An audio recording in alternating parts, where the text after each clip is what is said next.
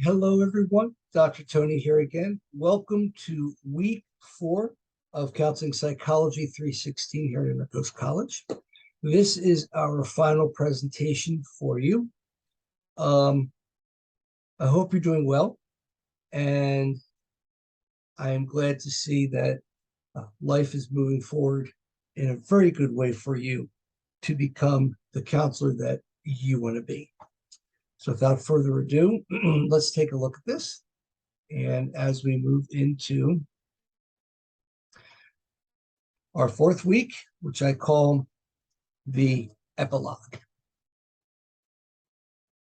So our agenda today is going to be the following: continuing to grow in and with your theoretical basis, living your life through your theory and your theory through your life, and future steps to take in this degree program to further grow and develop your theoretical basis.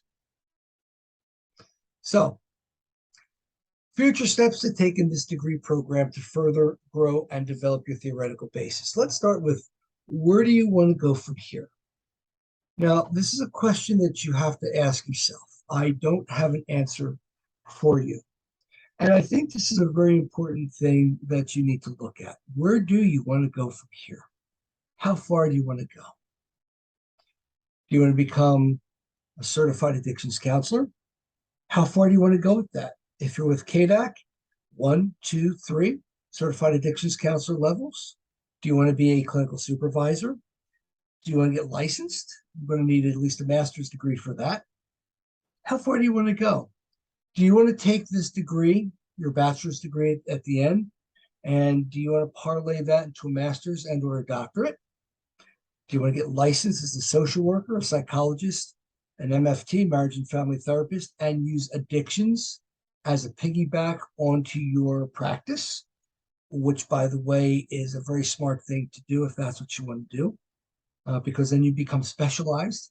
And then if you're at CCAP, then you have different specializations. And at InterCoast College, we're also going to be offering specializations, some of them we already do, to accentuate your program and what you're going to do. So where do you want to go from here? What do you want to do? Decisions, decisions, decisions. We all have to make them. When we make a decision, we need to make a decision informed. As you make an informed decision, one of the things that you need to do is you need to understand that decisions are made, you stick to them, and you carry them out, what we call ad infinitum, to their end. But that doesn't mean that you stop there. You continue. You take what you have and you build upon it. And everything that you build upon starts right here in this program. So you have your bachelor's program, you complete your bachelor's program, you then take a look at your life in the future, where you are now and in the future, and you say, this is where I want to go with it. I call this your journey and your dream. As you walk along the gentle path, take time and smell the flowers. Basically, that's what you want to do. You want to go through life. You don't want to waste time. You want to take time to look around, to see what's out there, to take a little of this, a little of that, a little of the other thing, continue to integrate it into your theoretical basis, integrate it into you. Some people in the addictions field go one of two ways. They stay at one job for the rest of their life, or they move around from job to job. When I was in the field, if you stayed in a particular job, more than 2 years, that was a long time. This is a very high stress job. A lot of things happen in this job as an addictions counselor. Companies grow, companies come, companies go. As you go into the company and you become a counselor, you're going to be looked at. You're going to be looked at by your supervisors as you do group and as you do individual therapy. And as you do this, you're going to be noticed. And you're going to be the one to stand out because, unlike other therapists, you have your own theoretical basis. and your own theory. And you're going to be developing through your clients your own practice, your own way of doing things. And as you do this, you're going to be successful. The more successful you are, the better you're going to be down the road. As you journey in your practice, you journey into yourself. You discover more about yourself, who you are, what you are as a person, what you are as a counselor, what you are as a helper to others, what you are as a change agent.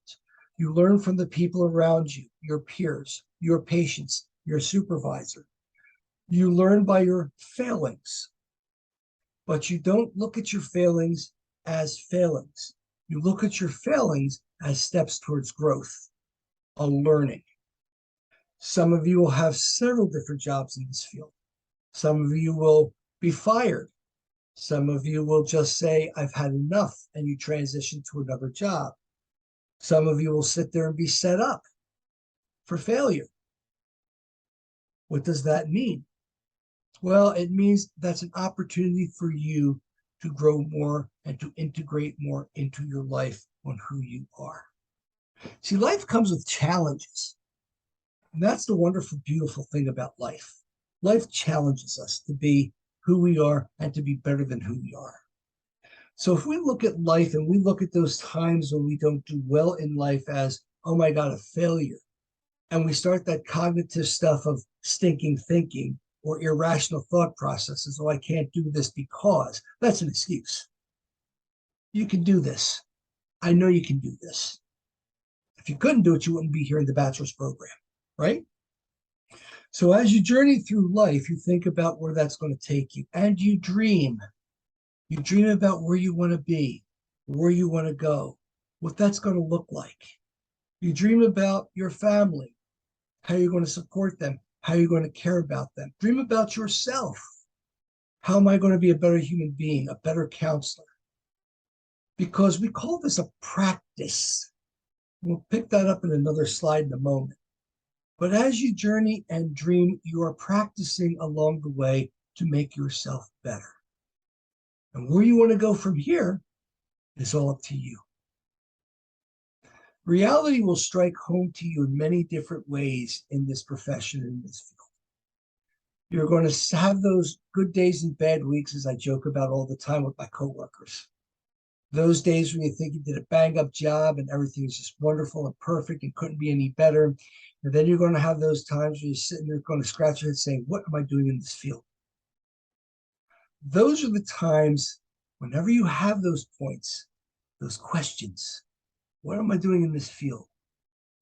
I think those are great times because those are the times that are calling you to challenge yourself to be better than what you are. What am I doing in this field? What I'm doing in this field is I'm becoming a better therapist. I'm becoming a better counselor. I'm becoming a better change agent. I'm becoming a better scholar. I'm becoming a better person.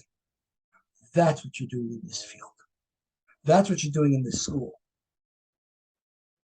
And if you don't think that's what you're doing, you're in the wrong place. But that's what you're doing. And reality is going to strike you that way. There's going to come those times in the clinic where you're going to think you're doing the best job, and all of a sudden the patient dies. Somebody that you really cared about. And you're going to sit there and say, oh my God, what did I do? Did I do something wrong? The answer to that is stop questioning yourself. You probably didn't do anything wrong. If you followed your ethical boundaries and your ethical guidelines, you didn't do anything wrong. This is a field, unfortunately, in both mental health and addictions, where patients die. We are all going to cross that path. And some people are going to pass it sooner than later by their behaviors. And let me tell you something, it's got very little to do with you. We all make choices in our life. And sometimes when we make those choices, we make a choice that sits there and says, I can't do this anymore. And they come to you for help and you give them the help they need, but then they turn around afterwards and they lose it. And it's got nothing to do with you. We all make choices. All we can do as counselors, all we can do as clinicians is to make the best choices for our clients and for ourselves.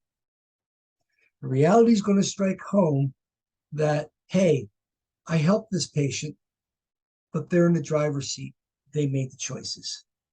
The only thing I did, if you're using your client-centered techniques, is you're guiding them through the practice of life. Prepare yourself for retirement. Prepare yourself. And I said to go, really? I'm just starting the program. What are you talking about retirement? Life is going to move quickly. Remember where you are right now. How old are you? Remember when you were a teenager? Remember what it was like? If you're an addict, remember when you weren't an addict way back when?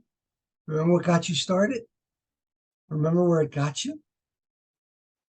When you lost everything and then all of a sudden you decided to come to InterCoast? And at that moment, your life turned around for you and you start to get into academics. You start to get into a program that's your passion, that's your love. And then all of a sudden you sit there and you go, wow, I like this. This is good. And then as you like this, as you find out how good it is, you find out, wow, I'm 50 years old. I'm 60 years old. I'm ready for retirement. Well, when you're done this program and when you start to get in the work field, one of the things that you're going to have to do is you're going to have to find yourself a job. Start from day one on your retirement. Seriously. Put some money aside. Find a financial planner if you need one. Go to your bank and sit there and say, how do I do this? I take my paycheck and I take a look at how much I have. And I take my financial planner and I sit there and I say, how much should I put away? Because I'm almost ready for retirement. My financial planner will say, in your future, your journey and your dream, in your future, this is when you're going to retire. This is how much you need to put away. And then you look around for a job that will either meet or help you in your retirement, but started from the beginning. So what does that have to do with your program, your degree program? This is all part of it, because your degree program is only a springboard to your future and to where you want to be in your future. So continue to grow in and with your theoretical basis. How do you do that? The 3 R's: read, review, and write.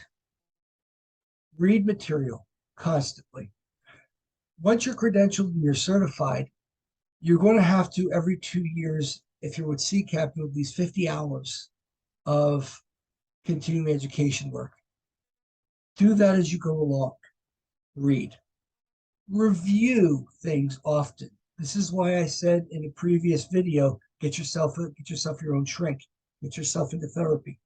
Review yourself, review your life, review your techniques, modify your techniques, review your theoretical basis, take it and restructure it, redevelop it, and write. Sit down, do some work, write a journal. Let me show you some of the stuff I did. I write. These are my books. Okay, I'm published. It's counseling, it's theory. Those are law books that I write. It's all part of me. Write it down. Write it down. Every one of you has a book inside you. Every one of you has a story. And I want to read that story. Write it down. Write your good times, your bad times, your growth times. Read, review, and write. Practice often. Practice often. You can do this in supervision in your clinic. If you have friends that you want to practice with that are in the same field as you and you gather together, have some mock sessions. Don't be afraid to do that. I used to do that all the time. I used to get some of my colleagues. I used to get together on a Friday night, some coffee, we'd sit down, we'd chat, and we would have a group session. We would have a support session. And every other week, as somebody else would be the lead counselor, and we would all share. It kept us sane, kept us sober. It was wonderful. And then when you become, at the end of your studies and your journey, you become that supervisor, you become in that clinic or even in your studies. Here's a medical model for you. And this is what I used to do. See one, do one, teach one. Sit back in your clinic. Ask a colleague, hey, you're running group today. Can I sit in on your session and just watch? I won't be a co-therapist if you don't want. Let me watch and see what you do. See one, see how they do it. Pick the best therapist in there that can do that. Individual session works the same way. If the client is amicable to it, ask the therapist if you can sit in the session, with you. And if the client gives you permission, just observe, see one. Then do one. Maybe have your supervisor come in or somebody watch you, or maybe not. Do one. Do a session. Do a group. Write it down. Write down how you felt, what that was like, how your theoretical basis tied into the group, how your theoretical basis tied into your individual session. All of this is developed through week 1 of this course, when we start to talk about the different theorists, the different theories, the different modes, the different modalities. And then when you get a chance, ask if you can do a workshop. Everybody's got to have them. And if you're at work, ask them, hey, boss, can I do a workshop? And then you teach in your workshop, PowerPoint presentation, verbal like this, however you do it. Teach one.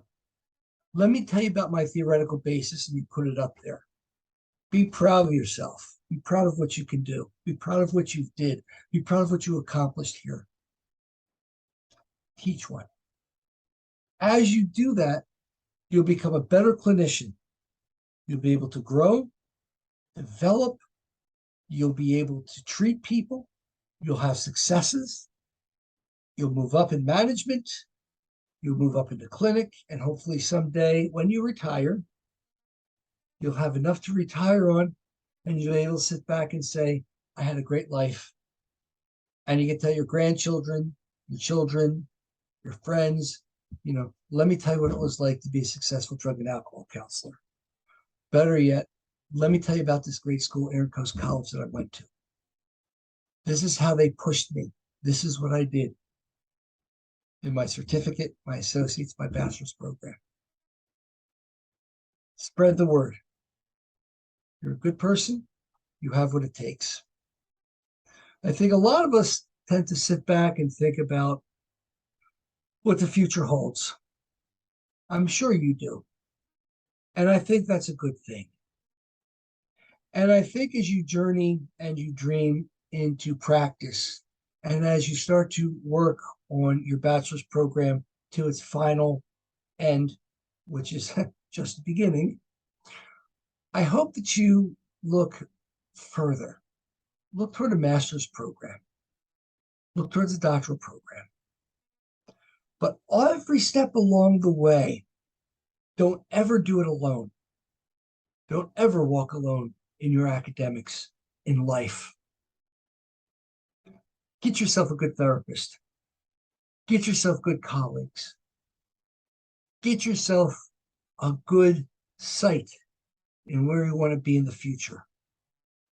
Talk about this with other people. Enjoy life. Enjoy your academics. I want to thank you for choosing this course. I had a great time teaching it, and I had a great time mentoring you. I wish only the best for you and your future. You can always reach out to me. Graduated or not, I don't care. I don't know who you are. Reach out to me. You can call me. You got my number, 916-767-7876. I am at InterCoast College, anthony.scuderi at intercoast.edu. Get me. Talk to me. Feel free. Good luck in your future. I hope to see you in another class. Take care for now. Bye.